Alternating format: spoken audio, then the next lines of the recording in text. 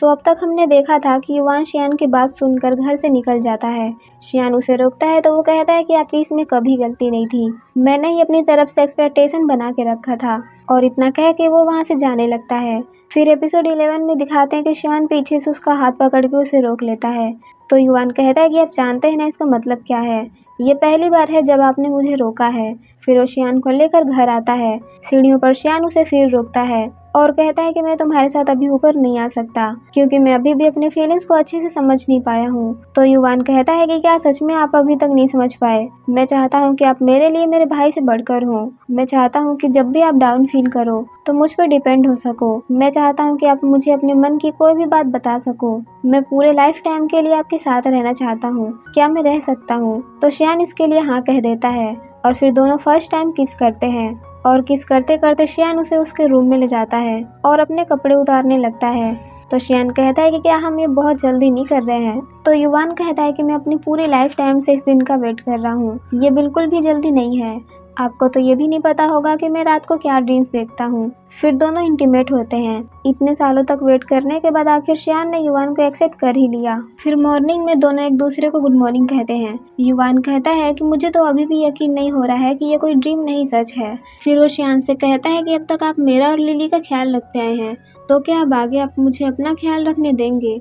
तो शियान पूछता है फिर लिली का क्या होगा? तो युवान कहता है कि उसकी चिंता मत करो, उसके पास सैनपांग है। उसके बाद युवान धीरे से शियान के रूम से अपने रूम में आ जाता है, लेकिन लिली को पता चल जाता है तो वो युवान का डोर नॉक करती है और युवान को देखकर पूछती है कहीं तुम दोनों ने एक दूसरे से फाइट तो नहीं की? जिसके बाद वो जल्दी से शियान को देखने जाती है कि कहीं वो ठीक तो है। तो युवान उसे रोकता है और कहता है कि उन्हें डिस्टर्ब मत करो। तो लिली कहती है कहीं तुमने उन्हें कट करके बेड में तो नहीं रख दिया है और इससे पहले मुझे कुछ पता चले और पुलिस आकर हमारा डोर नॉक करे तब तक तुम वेट करोगे? तो युवान कहता है तुम क्या क्या सोच रही हो, वो बस सो रहे हैं। तो लिली कहती है मुझे पता है तुम ऐसा कभी नहीं करोगे, बट तुम दोनों के बीच तो भी लड़ाई हुई थी ना। तो युवान कहता है कि हम दोनों के बीच अब सब कुछ ठीक हो गया है और अपने छोटे से दिमाग पे ज्यादा जोर मत डालो। और ऐसा कह के वो उसे उसके रूम में भेज देता है। फिर अगला सीन शिफ्ट होता है ऑफिस में, जहाँ सभी न्यू गेम प्रोजेक्ट पे बात कर रहे थे, जो कि एक डेटिंग गेम था जिसमें 70% इंटीमेसी एंड बाकी किस एंड हक था।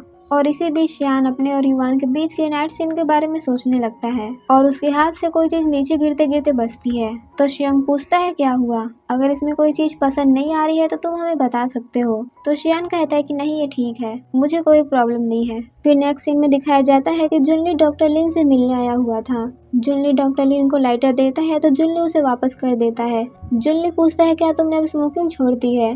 तो डॉक्टर लिन कहता है इसका तुमसे क्या लेना देना है। वो उस वक्त शायद जुनली से बहुत ज़्यादा नाराज़ था क्योंकि इतने सालों बाद एब्रोड से आने के बाद फिर से वो हूँ के साथ अपने पुराने लफड़ों में फंस गया था।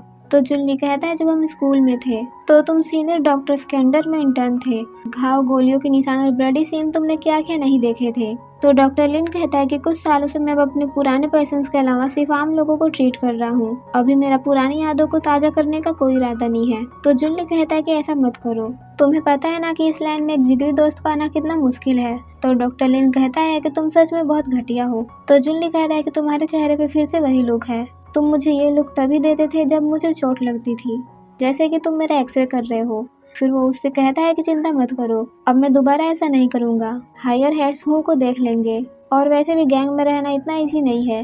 फिर नेक्स्ट सीन में दिखाया जाता है कि शियान युवान को रेस्टोरेंट में लाया हुआ था। युवान कहता है कि आप इतने अनरोमांटिक क्यों हो, मेरा मतलब फैंसी रेस्टोरेंट से था जहाँ वाइन हो, म्यूजिक हो और डेजर्ट हो। तो शियान रेस्टोरेंट को मालिक को इशारा करता है तो वो एक वाइन की पूरी बोतल लाकर टेबल पे रख देता है। शियान कहता है कि ऐसा मत कहना कि मैं रोमांटिक नहीं हूँ, जब मैं रोमांटिक होता हूँ तो इसे मैं खुद भी हैंडल नहीं कर पाता, मैंने आज के लिए ये पूरा प्लेस रिजर्व करके रखा है। जिसके बाद वो शियान को वाइन देता है तो युवान उसका वही हाथ खींचते हुए उसे किस कर लेता है और शियान पूरा लाल हो जाता है। फिर नेक्स्ट सीन में दिखाया जाता है कि शियान नींद में बहुत परेशान दिख रहा था क्योंकि वो अपनी मॉम को अपने ड्रीम में देख रहा था जिसमें वो बहुत बीमार दिख रही थी और वो शियान से कहती है कि तुम मुझे बचा क्यों नहीं रहे हो। फिर जब झटके से उसकी आँख खुलती है तो देखता है कि उसे उसके रिपोर्ट के लिए कॉल आया हुआ था जिसके लिए वो उसे मिलने के लिए बुलाते हैं। जहां उसे बताया जाता है कि ब्लड क्लॉट की वजह से उसका ऑप्टिक नर्व काफी लंबे समय से दबा हुआ था और उस ब्लड क्लॉट को हटाने के लिए सर्जरी करवानी पड़ेगी और उसके बाद भी इसकी कोई गारंटी नहीं है कि आगे कोई प्रॉब्लम नहीं आएगी। ये सब सुनने के बाद वो अपने रूम में बैठकर अपने सर को पीटते हुए बहुत रोता है। फिर ब्रेकफास्ट के वक्त युवान शियान को बताता है कि लिली आज सानपांग को घर पे खाने पर बुला रही है और उसने साफ साफ कहा है कि आप उसके सामने सानपांग को बुरा भला बिल्कुल नहीं कहेंगे। वो अपने ब्रदर एंड बॉयफ्रेंड के बीच ऐसे नहीं रह सकती। तो शियान कहता है कि सानपांग यहाँ आने के लिए कब से इन्फॉर्म करने लगा, अपनी बहन से कहो कि वो उसके बहकावे में ना आए। युवान कहता है कि लिली एक्चुअली में बहुत स्मार्ट है, वो बस भोली बनने का दिखावा करती है। तो शियान कहता है कि ये अच्छी बात है कि वो स्मार्ट है क्योंकि फ्यूचर में उसे खुद पे ही ज्यादा डिपेंड रहना पड़ेगा। और ये कहते ही वो बहुत ज्यादा इमोशनल हो जाता है। युवान के उसके आंसू देखे उससे पहले ही वो आधे ब्रेकफास्ट में उठ जाता है और कहता है कि आज उसे ऑफिस जल्दी जाना है। युवान को उसकी बातें सुनकर थोड़ा अजीब लगता है तो वो कहता है कि आज शाम को मैं आपको पिकअप करने के लिए आऊंगा और आपके favourite dish pork ribs and taro बना के रखूंगा। तो शियान कहता है कि तारो ऐड मत करना, लिली को वो पसंद नहीं है। तो युवान कहता है कि उसकी परवाह किसे है, आपकी प्रेफरेंस ज्यादा इम्पोर्टेंट है। तो शियान वापस आकर उसे हक कर लेता है और फिर उसके फोरहेड पे एक किस भी करता है। फिर जब वो अपने सर्जरी के लिए फिर से डॉक्टर से मिलता है तो वो कहते हैं कि अगर सर्जरी और रिकवरी अच्छे से हुआ तो आगे जाकर कोई प्रॉब्लम नहीं होगी और साथ ही वो उसे सजेस्ट करते हैं कि जल्दी ही अपने फैमिली से डिस्कस करके सर्जरी के लिए डेट फिक्स कर ले क्योंकि जितना जल्दी ट्रीटमेंट होगा उतना अच्छा होगा। और यहाँ युवान शियान को पिकअप करने आया हुआ था। थोड़ी देर शियान का वेट करने के बाद उसे सानपांग से पता चलता है कि शियान आज कंपनी आया ही नहीं था और लिली बताती है कि वो घर पे भी नहीं है। युवान कहता है कि अच्छा होगा अगर आप इस बार मुझसे कुछ भी ना छुपाएं।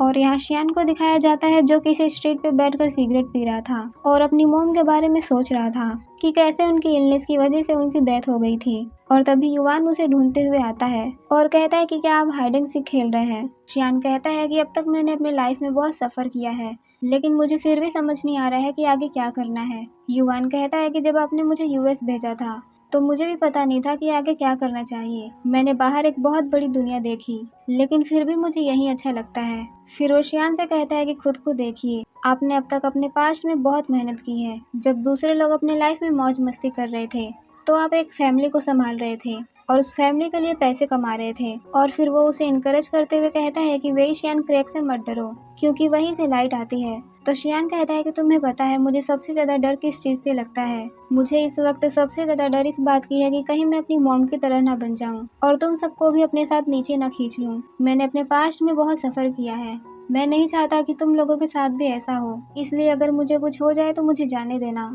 तो युवान उसका हाथ पकड़ता है और जोर से बाइट करते हुए पूछता है कि दर्द हुआ ना।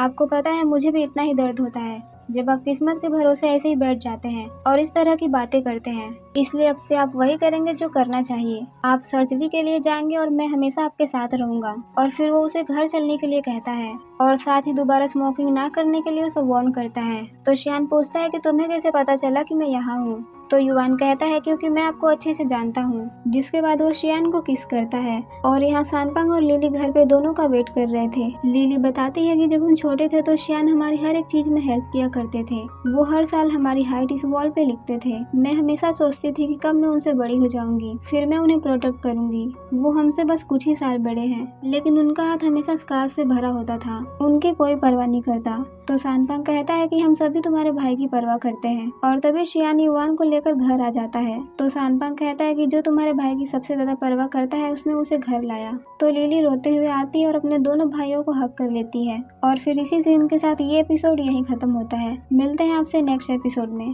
तब तक के लिए बाय।